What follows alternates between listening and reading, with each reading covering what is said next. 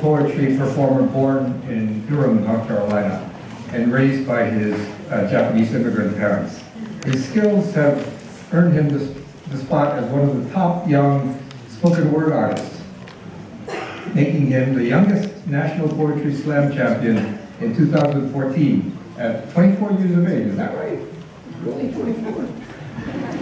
You should treat us with a little bit more respect.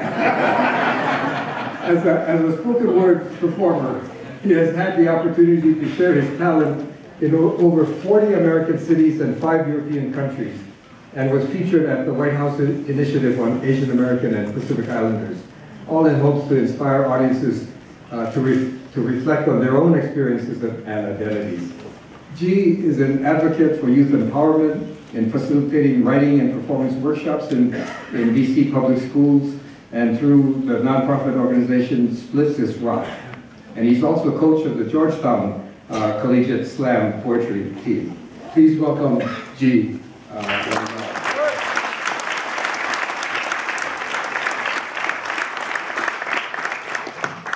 I've been like crying for the last hour, so I'm gonna need y'all's energy. I'm actually from North Carolina. In North Carolina, we like to say that poetry is not like golf, all right? So that means you don't have to be all quiet during my poems and wait till the very end to be like.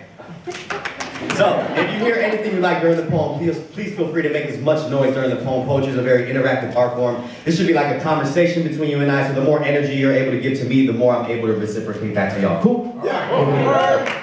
So when I say spoken, y'all say words. Spoken. Words. Spoken. Words. In the last 4 years, I've grown from 4 walls into a home, from a rocking chair into a throne, from a phrase into a poem. Learn how to spit from the pit of my jawbones. I ain't got much taller, but growth I have most definitely shown. See, in the last 4 years of my life, I've learned how to sweat when I pray and bleed when I write. Learn how to rip the seams off a mic and lose my voice trying to gain my freedom. Even learn how to sing, even though I can't sing. Even learn how to move my soul and do my dance. While I grew my hair and learned how to go Super Saiyan. Learn that a man can still smile like a kid. Learn the only cage that I'm in is made of my ribs. Learn to appreciate them days back when I was troublesome. And I learned the difference between writing a poem and becoming one. Because see, I've learned how to learn. So now I'm learning how to teach. Because I've learned how to practice whatever I preach. Boy, I grew from a grain into a beach. And I knew for the game, I'm playing for keeps. So whatever I say what I mean. So whenever I speak, I'm able to reach a place that bleeds, and a place that burns, and a place that knows.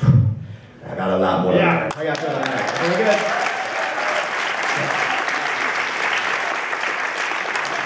So my name is George Yamazawa Jr. I'm 24 years old, born and raised in Durham, North Carolina. Any North Carolinians in the building? Make some noise. Yes. Woo! I'm also very, very, very honored to be here. One time, can we actually make some noise for the Smithsonian for having this day of remembrance?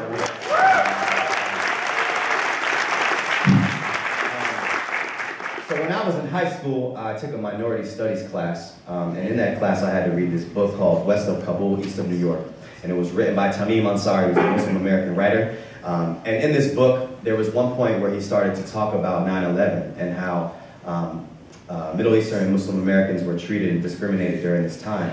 And he directly related this to the internment camps.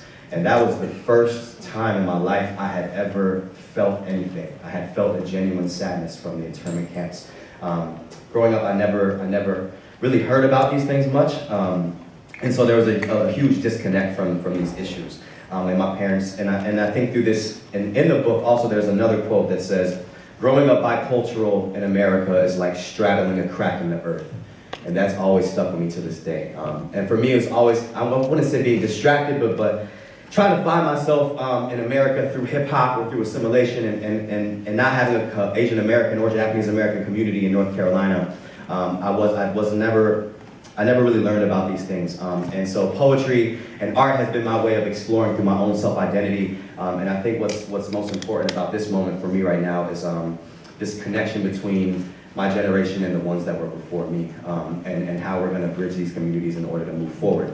And so for my story begins with my parents. My dad immigrated in the late 70s, and they own a restaurant, Japanese restaurant in Durham, North Carolina. My dad is really funny. He's got chickens in the backyard, he's been growing vegetables, and recently he told me he's been growing rice in North Carolina, which is really crazy.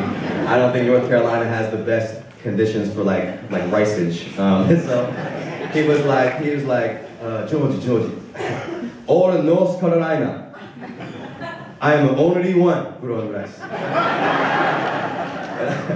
I was like, but didn't the guy show you how to do it? We went to his house, he had rice at his house. And he was like, only two, all in North Carolina. But my dad's really, he's a quiet man, and he appreciates the silence. And for him, speaking Japanese is like a walk in the park. I imagine speaking English is like climbing a barbed wire fence. See, my father's accent is bumpy, like the conversation between airplane tires and American concrete that welcomed his arrival to the United States. His pronunciation has trouble landing. His tongue knows turbulence. My father is a chef. He'll add extra syllables to his sentences like seasoning, something that'll taste better in his mouth. See, if I ever complain about hunger, he'll tell me to go get the cheeseburger at the McDonald's. My father's accent can be a jerk, because my father's accent ain't smooth like my birth certificate. It's the rough edges around my family's grave. It's the crease that creates the wings on a paper crane. You see, my father's accent is like a hole in a Japanese internment camp fence. It's an escape route to his culture. His accent is thick, and his words stick together like the vinegar rice on his working hands. He spent more time cooking for people than working on his speech because he knew standard English wasn't going to feed his children. The recipe is his way of talking to Americans. It's how people understand what his heart is trying to say. You see, the accent is the mark of an immigrant. It's a ruler with mile-long increments that measures the distance away from home. See, maybe Asians are known to be good at math because that's the only homework our parents could help us with. Or maybe I'm just being defensive because I'm afraid that my rusty Japanese will become a broken chain link that can't hold my lineage together. I'm afraid of passing down my lack of language to my children, and their grandpa's accent will sound more foreigner than family. I am selfish, writing poems and poems and poems about Japan when my name is the only word I know how to write in Japanese.